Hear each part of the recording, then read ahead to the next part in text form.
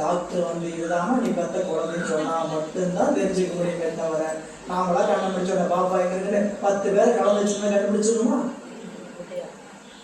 இதே ஹாஸ்பிட்டல்ல 10 டெலிவரியா இருக்கு, எல்லா குழந்தையும் வரிசையை படிக்க வச்சுட்டாங்க, ஒரே நேரத்தில் பிறந்ததை சரிங்களா. 10 பேரண்ட்ஸ் முன்னாடி நிற்க வைக்கிறாங்க, எடுத்துட்டு போவாங்க குழந்தைய கண்டுபிடிச்சிருமா? 10 மாசம் வயதுல தான் இருக்குது, கண்டுபிடிக்க முடியுமா? முடியவே முடியாது. ஏன்? நான் தான் அறிவுடைய பொருளாச்சை கண்டுபிடிச்சு எடுத்து போக வேண்டியதானே. நமக்கு ஒருவர் அறிவித்தால் தான் அறிவு. ஆன்னு ஒருத்தர் சொல்லி கொடுத்தங்காட்டி தான் இன்னைக்கு ஆஹா ஆஹான்னு பேசிட்டு இருக்கோம். புரியுதுங்களா? நம்ம ஆண் ஒருத்தர் சொல்லி கொடுத்தங்காட்டி தான் நீங்க என்ன பண்ணிட்டு இருக்கோம்? ஆஹான்னு பேசிட்டு என்ன பண்ண முடியாது, தான்.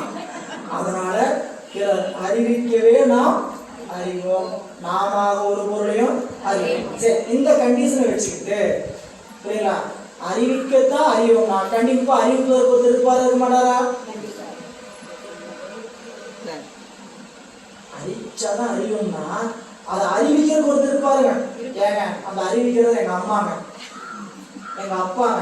நீங்க எங்க சிவபெருமான்னு சொல்லி அப்படியே வச்சுங்க, சந்தோஷம். உங்க அம்மா அப்பாவுக்கு சொன்னாங்க யாரு? அவங்க அப்பா அம்மாவுக்கு சொன்னாங்க யாரு? இப்படி டேஷ் டேஷ் டேஷ் டேஷ் போட்டு போனீங்கன்னா கடைசியா ஒரு டான் இருக்கிறாரு, அந்த டான் தான் சிவபெருமான். அந்த அம்மையப்பர் தான் யாருங்க? அந்த உலகத்துக்கே அம்மையப்பராக இருக்கக்கூடிய அந்த சிவபெருமான் தான் ஒவ்வொரு உயிரிலிருந்தும் அவ்வப்ப தேவைக்கான அறிவை கொடுத்து கொண்டே இருக்கின்றார். எனவே தானே அறிகின்ற எல்லாவற்றையும் ஒரு சேர அறிகின்ற ஒரு அறிவுடைய ஒரு பொருள் உண்டு. அப்படிப்பட்ட பொருளை நம்ம சமயத்தின்ல சிவம் என்று சொல்லப்படுகிறது. அது பதி. அந்த பதி எல்லா உயிரோடும் கலந்திருந்து ஒவ்வொரு உயிருக்கும் அறிவிக்கின்றது. அதனால் இது பசு. அறிவிப்பதனால் அறிவதனால் இதுக்கு பேரு பசு. கட்டப்பட்டு இருப்பதனால் இது பசு. அறியாமல் இருக்கக்கூடிய பொருளுக்கு பேரு பாசம். புரிஞ்சுட்டீங்களா? இப்போ இங்க வந்துருங்க. ஒன்றவன் தானே இருக்கக்கூடிய பொருள் 3ல ஒப்பற்ற பொருளாக இருக்கக்கூடியவன் சிவபெருமான் மட்டுமே, இறைவன் மட்டுமே. அப்புறம் இன்னொரு வகையில் அடுத்த கட்டம் போனீங்கன்னா பதி பசு பாசம் என பகர் 3ல் இந்த 3ல பதி என்று சொல்லக்கூடிய இறைவன் தான் ஒப்பற்ற பொருளாக இருப்பது. மீதம் இருக்கக்கூடிய 2 பொருளும் அவனை சார்ந்து இருக்கக்கூடிய பொருள். இறைவன் எல்லா உயிர்களுக்கும் ஆதாரமாக இருக்கிறான், எல்லா உலகங்களுக்கும் ஆதாரமாக இருக்கிறான். அந்த பதி ஒன்றுதான் எல்லா உயிர்களுக்கும் ஆதாரம், எல்லா உலகங்களுக்கும் ஆதாரம். அதனால் ஒன்றவன் தானே. இன்னொரு வகையில நாம பொருள் அல்லவா? இப்ப 3 பொருள் சொன்னீங்க இல்லையா? அப்ப நாம பொருள் அல்லவா? நாமும் பொருள் தான், சிவமும் பொருள் தான். ஆனா பொருள்ல தாரதமியம் ஒன்று இருக்கு. அந்த தாரதமியத்தின்படி பொருள்ல உயர்ந்த பொருளாக கருதப்படுவதுங்க சிவம். நீங்க சித்தாந்தத்துப்படி பார்த்தீங்கன்னா கடவுள் என்பவங்க எத்தனை பேர்? நம்ம சொல்லுவோம் சிவபெருமானை கொண்டு, நீங்க அப்படி சொல்லுவீங்க. இங்க நிறைய பேர் இருக்கிறாங்க. நீங்க சிவபெருமானுக்கு கூட சிவனடியாரா இருந்து நிறைய மூளை படிச்சதுனால நம்ம என்ன சொல்றோம்? சிவபெருமான் மட்டும்தான் கடவுள்னு சொல்லுவோம். புரியல? எல்லாரும் கடை சொல்லுவாங்களா? நாம எந்த கோயில் உட்காந்துட்டு இருக்கிறோம்? இதெல்லாம் கோயில் இல்லையா? எங்க சாமி இல்லையா? பக்கத்துல என்ன கோயில் இருக்குது? பக்கத்துல என்ன கோயில் இருக்குது? அந்த கோயிலுக்கு சாமி இல்லையா?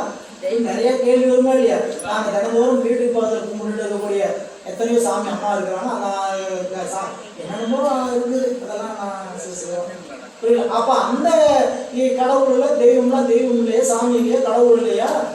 இப்ப நீங்க என்ன சிவபெருமான் மட்டுமே கடவுள்னு சொல்றீங்க அப்படின்னு சொல்வதற்கு காரணம், கடவுளுக்குன்னு ஒரு இலக்கணம் இருக்குங்க. புரியல? இப்போ ஒவ்வொரு பொருளுக்கும் ஒரு இலக்கணம் உண்டு. அந்த இலக்கணத்துப்படி கடவுளுக்குன்னு ஒரு இலக்கணம் உண்டு. யார் ஒருவர் கருவறையில் தோன்றாதவரோ அவரே கடவுள். யார் ஒருவருக்கு பிறப்பிறப்பு இல்லையோ அவரே கடவுள். இப்போ நீங்க வீட்டுக்கு போங்க, நீங்க இப்ப வேணாம், அவசரம் வேணாம். வீட்டில் போய் ஃப்ரீயா இருந்தீங்கன்னா ஒரு நேரம் என்ன பண்றீங்க? ஒரு நோட்டு பேனாவை எடுத்துக்கங்க. நீங்க யார் யாரெல்லாம் தெய்வம் நினைக்கிறீங்களோ அவங்கள லிஸ்ட் பண்ணுங்க. மளிகை பொருள் இருந்தால் என்ன பண்ணுங்க? வரிசையா அரிசி பருப்பு அப்படி வரிசை எழுதுற மாதிரி என்னென்ன பேரோ, நீங்கள் என்னென்ன பேர் சாமி நினைக்கிறீங்க தெய்வம் எழுதுங்க. புரியுங்களா? மேல என்ன கண்டிஷன் அப்ளை பண்ணணும்? பிறப்பிறப்பு இல்லாதவர் அப்படின்னு பண்ணிட்டு நீங்க கும்பிட கடவுளுக்கலாம் எங்கேயாவது பிறப்பு சொல்லப்பட்டிருக்குதா, எங்கேயாவது இறப்பு சொல்லப்பட்டிருக்குதா, ஓடிக்கிட்டே வாங்க. அடிச்சுக்கிட்டே வந்தீங்கன்னா ஒரே ஒரு பேர் மட்டும் தான் மிச்சம் வரும். யாரு?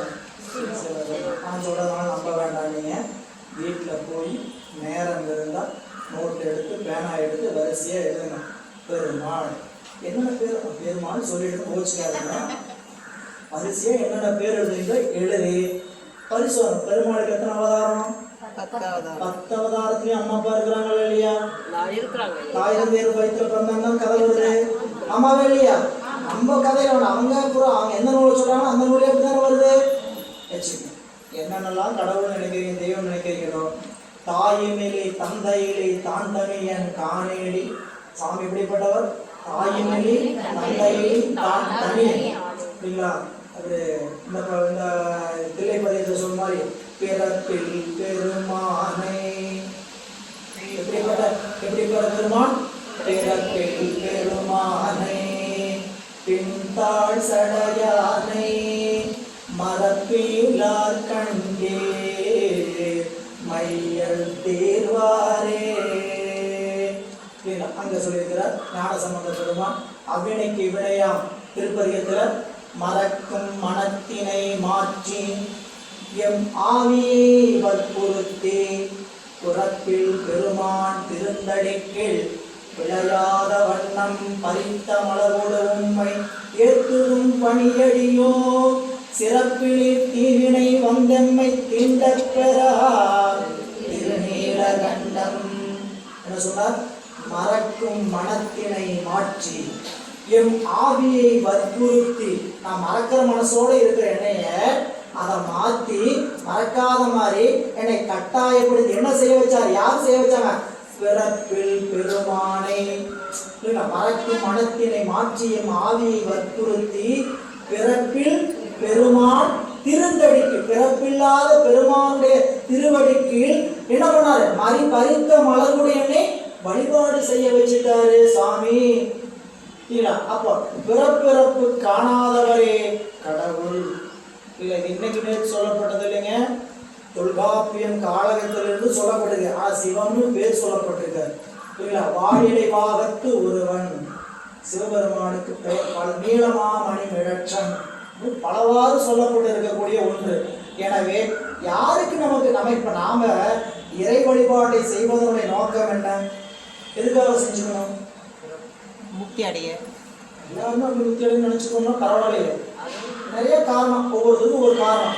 ஆனா முடிவா இருக்கக்கூடிய காரணம் தான் நீங்க சொல்லக்கூடிய முக்தி அடையக்கூடிய பிறப்பில்லாத நிலை. எல்லாருக்கும் இடையில நிறைய தேவைப்படும். சுடமுத்து சாமிகள் சொல்ற மாதிரி இம்மையே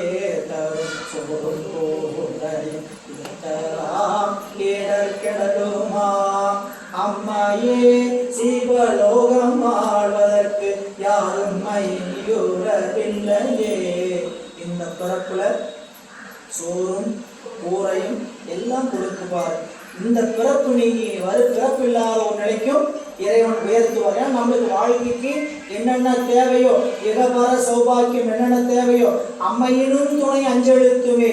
இந்த பிறப்பு இல்லாமல் எந்த பிறப்பிலும் துணையாக வருவது அஞ்செழுத்துமே. எனவே இறைவனுடைய திருவடியை சார்கின்ற இன்பம் தான் முடிந்த முடிவு. இல்ல, நீங்க உங்களுக்குள்ள ஒரு தேடல், ஒரு ஆராய்ச்சி என்ன வேணா நினைச்சுங்க, ஒரு சுய பரிசோதனை பண்ணிக்க. இந்த பிறப்புக்குள் ஏன் வந்தோம்? ஒரு கேள்வி வச்சுக்கோங்க. தினசரி கேளுங்க. காலையில இருந்து கேட்பீங்களோ, இரவு படுக்கிறதுக்குள்ள கேட்பீங்களோ, ஒரே ஒரு கேள்வி, என்னதுங்க? ஏன் வந்தேன்? இந்த உலகத்துக்கு நான் வந்தேன் அப்படின்னு கேட்டா ஏற்கனவே பல பிறப்புல செஞ்சதுதானே இங்க வந்திருக்கேன். புரியுதா? இனி இது செய்யாம இருக்கிறதுக்கு என்ன வழின்னு தோணுமா தோணாது? எப்ப தோணுன்னு கேட்டீங்கன்னா, எப்ப தத்துவ ஞானம் அறிவுக்குள்ள தோன்றுதோ அப்பதான் இந்த நினைப்பு வரும். எங்கீங்க மீண்டும் இந்த உலகத்துக்கு வரக்கூடாது. எப்ப தத்துவ ஞானம் தோன்றுன்னு கேட்டீங்கன்னா, எப்போ உலகத்தை நிலையில்லாத பொருள் என்று அறிவு கெட்டுக்கிறதோ அப்பதான் தத்துவ ஞானம் தோன்றும். உலகத்தை உண்மை மெய் என்று நம்பிக்கொண்டு இருக்கிற வரைக்கும் தத்துவ ஞானம் அறிவுக்குள்ள தோன்றாது. உலகத்தை கண்ணுக்கு முன்னாடி தெரியும், இந்த உலகத்தை உண்மையை நம்ப கூடாதா? நம்புங்க. எது வரைக்கும்? தத்துவ ஞானம் தோன்றுகிற வரைக்கும். தத்துவ ஞானம் வந்துருச்சுன்னா உலகத்தில் இருக்கிற ஒரு பொருளும் நிலைக்காது. உடல் நிலைக்காது, இளமை நிலைக்காது, செல்வம் நிலைக்காது. வாழ்க்கையில் நாம் நினைக்கக்கூடிய எதுவும் நம்மிடத்துல காலமுச்சூடு நினைச்சிருக்காது. கண்ணாடியில் முன்னாடி பார்த்த மாதிரி முகம் இன்னைக்கு இல்லை. நேற்று பார்த்த முகம் இன்னைக்கு இல்லை. நேற்று சொல்ற மாதிரி பாரதி சொல்ற மாதிரி ஆசை முகம் மறந்து போச்சு தோழிங்கிற மாதிரி தான் நம்ம முகம் என்ன ஆகிட்டே இருக்கும். ஒவ்வொரு நாள் டே பை டே என்ன ஆகிட்டே இருக்கும், மாறிக்கிட்டே இருக்கும். புரியுங்களா? அப்போ நிலையில்லாத வாழ்க்கையில நிலையான ஒரு செல்வத்தை தேடணும்னா வழிபாட்டில் உறுதிப்பாட்டோட நிற்கணும். மெய்யை உணரணும். எத்தனை பேருக்கு இந்த மெய்யை உணர முடியும் சொல்லுவாங்க? சொல்லுங்க பார்க்கலாம். எல்லாருமே உலக பொருளாக இருக்கக்கூடிய பொய்ப்பொருளை நாடி போற ஆசைதான் இருக்குமே தவிர மெய்யை நாட வேண்டும்ங்கிற ஞானம் எல்லாருக்குமே தலைப்படாது. அப்படி மெய்யை நாட வேண்டுங்கிற ஞானத்தை நாடுகிறவர்களுக்கும் ஏகப்பட்ட தடை வந்து கொண்டே இருக்கும். அதையெல்லாம் மீறி நம்மளுடைய அறிவு சிவத்திட்ட பொருந்தி வழிபாடு செய்யணும். வழிபாட்டை செய்யதான் வினை கழியுமே தவிர மறுபடியும் நீங்க வழிபாட்டை செய்யறதை விட்டுட்டு வெளியே போனீங்கன்னா மறுபடியும் வினை பற்றி கொண்டு தொற்றி கொண்டு தான் தொடர்ந்து வருமே தவிர நீங்க வழிபாடு செய்யாம என்னைக்குமே வினையை நீக்கிக்கவே முடியாது. அந்த பெரியவர் காட்டிய வழி. இந்த உடம்பு வினையினுடைய தொகுதி தான் ஒரு உடம்புன்னு சொல்றார். இந்த உடம்பு ஏன் வந்திருக்குது? வினை போகமே ஒரு தேகம் கண்டார். நான் செய்த வினை தான் இப்ப எப்படி வந்திருக்குது? ஒரு உடம்பா வந்திருக்குது அருணகிரிநாதர் சொல்றார். எனவே இந்த உடம்பை எடுத்திருக்கக்கூடிய உலக வாழ்க்கையில உடம்பு நீங்க வேண்டுமானால் சிவத்தை நாட வேண்டும். உடம்பு நீங்க வேண்டுமானால் சிவத்தை நாட. அதனாலதான் பெரியவங்க நமக்கு அவை பிராட்டிய சொல்லும் போது சிவத்தை பேணுதல் தவத்திற்கு அழகு. சிவத்தை தவம்னா என்ன? தவம் இசிக்கொண்டு சிவம் இல்ல. நீங்க அதை விட்டுட்டு வேற ஏதாவது செஞ்சீங்கன்னா அதுக்கு வேற பேர் வச்சிருக்கிறார். சிவத்துல ஒரு கொம்பு மூட்டு இருக்காது. சிவங்கிறதுல ஒரு கொம்பு மூட்டு இருக்காது. அதை என்ன படிச்சுக்கலாம்? தவத்தை செய்யாம வேற செய்யறீங்கன்னா அதுக்கு பேரு நான் சொன்ன ஒரு கோவம் ஐயா வந்து நம்மளைய சவம் போனோம்னா சொல்லிட்டு இருக்கிறாரு அப்படின்னு நினைச்சுக்கிறீங்க. ஔவையார் சொல்லுகிறார், சிவத்தை பேணுதல் தவத்திற்கு அழகு. எனவே சிவம் தவம் செய்தால் சிவம். இங்க மீண்டும் வந்துட்டீங்கன்னா உலக பொருள் இருக்கக்கூடிய எல்லா கடவுளர்களுக்கும் மேலாக இருக்கக்கூடிய கடவுள் சிவன். அதுக்கு நீங்க முதல் நூறுபா விரிவா படிச்சீங்கன்னா சிவபெருமான் தான். இப்ப உலகம் 224 உலகம் இருக்கு. 224 உலகத்துல ஒவ்வொரு உலகத்துக்கும் 5 தொழில் செய்யக்கூடிய ஒவ்வொரு அதிபதிகள் இருக்கிறாங்க. அவங்களுக்கு பேர் என்ன படிச்சிருக்கிறாங்க? திருமால், பிரம்மா, ஈசன், மகேசன், ருத்திரன் என்று சொல்லக்கூடிய 5 பேர் இருக்கிறாங்க. அந்தந்த உலகத்தில் இருக்கக்கூடிய படைத்தல், காத்தல், அழித்தல், மறைத்தல், அருளை அந்தந்த உலகத்தில் இருக்கிறவங்க செய்வாங்க. அவங்களுக்கு அந்த அதிகாரத்தை கொடுத்தவர் யாருன்னு கேட்டா சிவம். ஒரே யூனிட் சரிங்களா? அந்த யூனிட்ல எம்டி உட்கார்ந்து இருக்கிறாரு. எம்டி ப்ரொடக்ஷன் நேரடியாக பார்த்துட்டு இருக்கிறாரு இல்ல.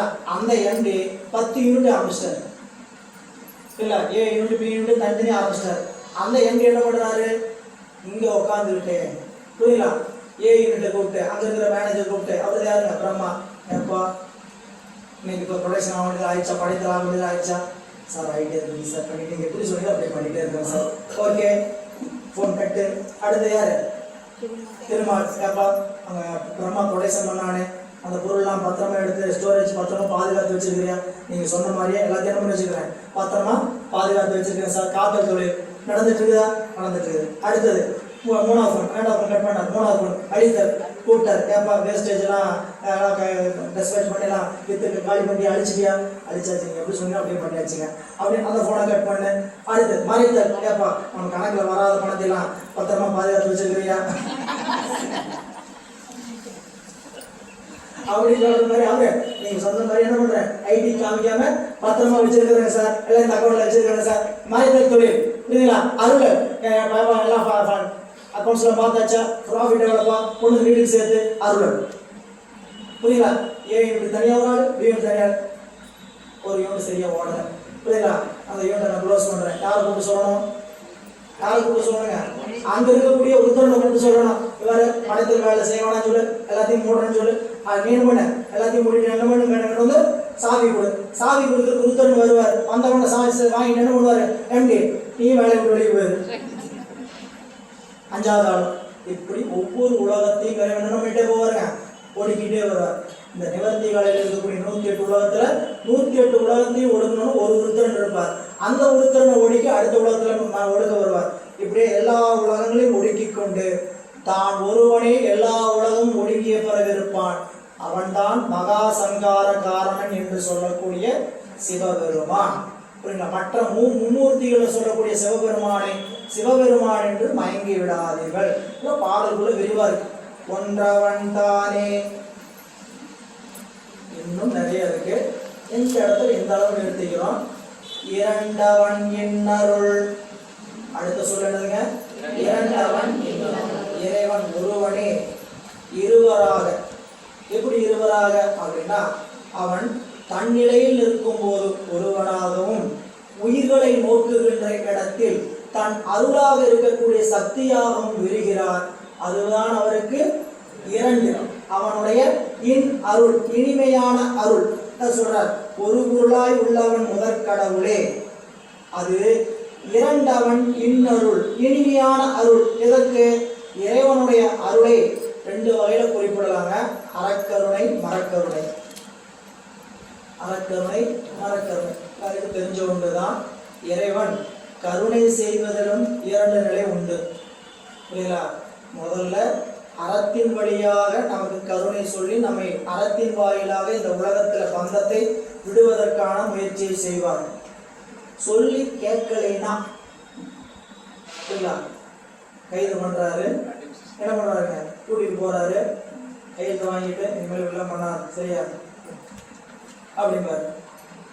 வெளியே வந்தாங்க, பழைய கூட்டி கதவை திரடின்னு எதையாவது பண்ணாங்கன்னா லத்தி சார்ஜ் அடிச்சது. அடுத்தடுத்து போவோம். இறைவனும் உலகத்துக்கு நம்மளைய உடம்பு கொடுத்து அனுப்பிச்சு போது என்ன பண்ணுவாருங்க? ரொம்ப எளிமையான பிறப்பு, ரொம்ப கஷ்டப்படாத பிறப்பா என்ன பண்ணிடுவாருங்க? ஒரு தாவரமாகவோ ஒரு ஏதாவது ஒரு துன்பப்படாத ஒரு பிறப்பா கொடுத்து அந்த உடம்புக்கு என்ன துன்பமோ அதை கொடுத்துட்டு இருப்பார். அந்த உடம்புக்குள்ள இருந்துகிட்டும் நாம பல வகையான விகற்பமான எண்ணங்களோடு, நம்ம என்ன மனித பிறப்புல இருந்து மட்டும்தான் விகற்பமான எண்ணத்தோடு இருக்கிறோம்னு நினைக்கக்கூடாது. ஒவ்வொரு உடம்புலையும் அந்த உயிர் இருந்து என்ன பண்ணுங்க? வேறு வேறு விகற்பமான எண்ணங்களை நினைப்பது என்பது அந்தந்த உயிரினுடைய தன்மை. ஆராய்ச்சியை பொறுத்தவரை என்ன பண்ணிட்டாங்கன்னு கேட்டீங்கன்னா, மனித பிறப்படுத்திருக்கக்கூடிய உயிர்களை பற்றி மட்டும்தான் ஆராய்ச்சி பண்ணப்படுகிறது. இல்லைங்களா?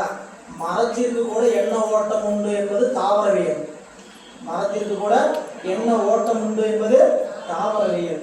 எனவே இங்க பல வகை இங்க இரண்டவன் இன்னொருனா சிவபெருமான் ஒருவரே அம்மையப்பராக விரிகிறார். அவருடைய கருணை, ஆற்றல், செயல், சக்தி என்ன வேணா பேரிச்சுங்க. நான் சிவனேன்னு இருந்தா, அமைதியா இருந்தா சிவம் ஒரு பொருள். அந்த ஒரு பொருள் தான் எல்லா உலகத்துக்கும் தலைமையான பொருள். அது சிவனேன்னு இருந்தால் யாருக்கும் பிரயோஜனம் இல்லை. இப்போ உட்காந்துக்கிட்டே இருந்தால் உட்காந்துக்கிட்டே இருக்க வேண்டியதான். எந்திரிச்சு புறப்பட்டாதான் அடுத்தவங்களுக்கு பயன்படும். அதனால சாமி என்ன பண்ணாருங்க? எழுந்து தன்னுடைய செயலை செலுத்தினார். அந்த செயலை செலுத்துவதற்கான ஆற்றல், சக்தி, இச்சை, கிரியை இது எல்லாம் ஒரே சொல்லுதான். பேரு தான் வேற வேறையே தவிர இறைவனுடைய ஆற்றல், சக்தி, செயல், கருணை இதெல்லாம் விரிவதற்கு பேர் தான் அவனுடைய இரண்டாவது பொருளாக இருக்கக்கூடிய இன்னருள். இன்னும் புரியுற மாதிரி வச்சுக்கிட்டீங்கன்னா, இறைவனுடைய ஆற்றல் மின் சக்தி போல, மின்சாரம் போல. மின்சாரம் தான் இறைவன். இறைவனுடைய ஆற்றல் வெளிப்படுவது மின் சக்தியாக இருக்கக்கூடிய பகுதி. இப்போ இந்த ஒளி வாங்கி நம்ம காதுக்கு ஒளி பெருக்கியா வருது, புரியல? இங்க ஒரு குழல் விளக்கா எரியுது, இங்க ஒரு மின் விசிறியாக சுற்றுகிறது. ஆனா எல்லாத்துலயும் என்ன வெளிவருக்குள்ள வருதுங்க? மின்சாரம் தான். அந்த சிவம் தான் எல்லாத்துலயும் பாய்கிறது. ஆனா பாய்ந்து வெளிப்படுகின்ற ஆற்றல் தான் வேற வேற சக்தி. விநாயகன், முருகன், அம்பாள், காளியம்மன், மாரியம்மன், அந்த கடவுள் என்ன வேணா வச்சுங்க. அந்த கடவுளிடத்திலிருந்து இறைவன் தான் அருள வேண்டுமே தவிர ஒருபோதும் வேறு ஆட்களுக்கு அருள்வதற்கான ஆற்றல் இல்லை. இரண்டவன் இன்னருள். இறைவனுடைய அருள் தன்மை அறக்கருணை, மரக்கருணை. இன்னொரு வகையில் வச்சுக்கிட்டீங்கன்னா, அறம் என்பது வா, மரக்கருணை என்பது நான். வாங்குறீங்க, நாங்குறீங்க, தனித்தனியா ஒன்னா சொன்னதான் புரியும். சிவாய நம, சிவாய நம. இதுல சி என்பது உங்களுக்கு தெரியும், சிகாரம், சிவத்தை குறிக்கின்ற சொல். சிவாய நம என்பது வெறும் மந்திரம் மட்டுமல்ல, அதுதான் அவனுக்கு வடிவம். அதுதான் அவனுக்கு வடிவம். அதுவே அவனுக்கு பெயர். அதுவே அவனுக்கு மந்திரம். நமச்சிவாயம் சொன்னீங்கன்னா, நமச்சிவாயம் அப்படின்னு சொன்னீங்கன்னா, நமச்சிவாயன்னு சொன்னா அதுக்கு அவருக்கு பேர். அதனால அவருக்கு பெயர். நமசிவாயன்னு சொன்னீங்கன்னா அது அவருக்கு மந்திரம். நமசிவாயங்கிறத உருவத்தில் வச்சு பார்த்தீங்கன்னா அதுக்கு பேர் வடிவம். எப்படி வடிவமா பார்க்கறது? நடராஜ பெருமான், சிவலிங்க திருமேனி. ஒவ்வொரு திருமேனில அந்த உருவத்தில் அந்த மந்திர எழுத்துக்களை பொருத்தி நாம் தியானத்தில் கணிக்கணும். அதுக்கு வடிவம்னு பேர். நடராஜர் எடுத்துக்கிட்டிங்கன்னா அவருடைய உடுக்கை ஏந்திய கரம், அபயக்கரம், வீசுகின்ற நெருப்பு, ஊன்றிய திருவடி, தூக்கிய திருவடி. இது சிவாய நமங்கிற அஞ்செழுத்தை நம்ம கணிக்க வேண்டிய முறை. கோயிலில் போய் நடராஜ மூர்த்தத்தை பார்த்தீங்கன்னாலும் இப்படி தான் பார்க்கணும். சரிங்களா? நமசிவாயின்னு பார்த்தீங்கன்னா, நான் சிவபெருமானுடைய ஊன்றிய திருவடி, சி அவருடைய வயிறு, நா மா வயிறு, சி தோல், வா முகம், யா திருமுடி. நடராஜ மூர்த்தம். நடராஜ மூர்த்தத்தில் அஞ்செழுத்து கோயிலில் வெளியில் உருவமாக பார்த்தீங்கன்னாலும் சரி, உள்ளுக்குள்ள நடராஜருடைய வடிவத்தை பார்த்தீங்கன்னாலும் சரி, நடராஜருடைய வடிவத்தை திருவடி, அவர் கால் ஊன்றி இருக்கக்கூடிய திருவடியை நான் இப்படி தலையை கொஞ்சம் உருவத்தை கண் பார்வையை உள்ள செலுத்தி வைத்துக்கிட்ட போனீங்கன்னா வா, நான் மா, தோளுட்டு வந்தீங்கன்னா சி, முகத்தை பார்த்தீங்கன்னா வா, முடியை பார்த்தீங்கன்னா யா. இது நமசிவாய மந்திரம். சிவாய மந்திரம் அப்படின்னா, சிவாய நம அப்படின்னா இதெல்லாம் பாடல்குள்ள விரிவாக இருக்குது. இப்போதைக்கு பொதுவாக சொல்கிறேன். சீவன உடுக்கை, வாங்கிறது நம்ம அபயக்கரம், யா என்பது ஊன்றிய திருவடி அப்படின்னு ஒவ்வொரு திருவடியாக சொல்லப்படும். ஒவ்வொரு நிலையா இங்கே அறக்கருணை மரக்கருணை என்பதில் அறக்கருணை என்பது வா, மரக்கருணை என்பது நான். மரக்கருணை அறக்கருணை எப்படி சொல்லப்படுதுன்னா, சி வாங்கிறது இந்த ரெண்டும் சிவத்தையும் சக்தியும் குறிக்கக்கூடிய சொல். யா என்பது உயிரை குறிக்கக்கூடிய சொல். நா மா என்பது நா திரோதான சக்தியும், மா என்பது ஆணவ மலத்தையும் குறிக்கக்கூடிய சொல். சரிங்களா? எனவே அந்த வகையில இரண்டு இன்னொருனா நகாரமாக இருந்து உலக தேவைகளை கொடுத்து கொண்டிருக்கக்கூடிய மரக்கருணையாகவும், வகாரமாக இருந்து சிவத்தை கொடுக்கக்கூடிய அறக்கருணையாகவும் சொல்லப்படுகின்ற இரண்டு அவன் இன்னருள் அப்படின்னு வச்சு பார்க்கணும். அம்மையப்பரா பார்க்கணும், அவனுடைய சக்தியாக பார்க்கணும். இப்படி பலவாறு சொல்லப்படுகின்ற நிலையில கடைசியாக இன்னொரு கருத்து என்னை பார்த்தீங்கன்னா, இறைவன் அறத்தின் வாயிலாகவும் கருணை செய்வான், மரத்தின் வாயிலாகவும் கருணை செய்வான். அறத்தின் வாயிலாக கருணை செய்ததை மட்டும் நீங்க இதில் எடுத்துங்க. 63 வரலாறுகள் எடுத்துக்கிட்டீங்கன்னா அறத்தின் வாயிலாக கருணை, மரத்தின் வாயிலாக கருணை. நீங்கள் மன்மதனை எரிச்சது மரக்கருணை, யமனை தண்டித்தது மரக்கருணை. இல்லை, இப்படி மரக்கருணைக்கு உதாரணம் நிறையா சொல்லலாம். அறக்கருணைக்கு உதாரணம் சொன்னால் அறக்கருணைக்கு உதாரணம் சொல்ல நம்மளுக்கு இந்திரனுக்கு அருள் செய்தது. இப்படி பல வகையாக புராணத்தில் சொல்லக்கூடிய செய்திகள். எனவே ஒன்றவன் தானே இரண்டவன் இன்னருள் என்று இந்த முதல் வரி சிந்தனையோடு இன்றைய சிந்தனையை நாம் நிறைவு செய்வோம். மீண்டும் அடுத்த வகுப்பு தொடர்ந்து சிந்திப்போம் என்று இன்றைய சிந்தனைக்கு வாய்ப்பளித்த குருவர்களுக்கும் திருவருக்கும் நன்றிகள். இன்றைய வகுப்பை நிறைவு செய்து கொள்ளும். திருச்சிற்றம்பலம். என்றும் இன்பம் பெருகும் இயல்பினால் ஒன்று காதலித்து உள்ளமும் மூங்கிட மண்ணுளார் அடியாரவர் வான்முகள் நின்றதை முன் நிலவே உலகலாம் வான்முயில் வளாதுவே மணிபலம் சுரக்க மன்னன் போர்வை அரசு செய்க உழைவிலாது உயிர்கள் வாழ்க நான்கரை அறங்கள் ஓங்க நத்தவம் வெள்ளி வல்க மேன்மைக்குள் சைவ நீதி விளங்குக உலகமெல்லாம். மேன்மைக்குள் சைவ நீதி விளங்குக உலகமெல்லாம். மேன்மைக்குள் சைவ நீதி விளங்குக உலகமெல்லாம். என்னாடுடைய சிவனே போற்றி, அண்ணாமலையம் அண்ணா போற்றி,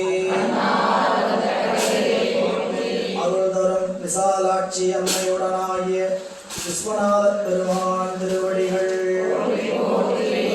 அண்ணாமலை தாயாருடனாகிய அண்ணாமலையார் திரு வாழ்நம் துணை எம்பிரான் திருமூல தேவனார்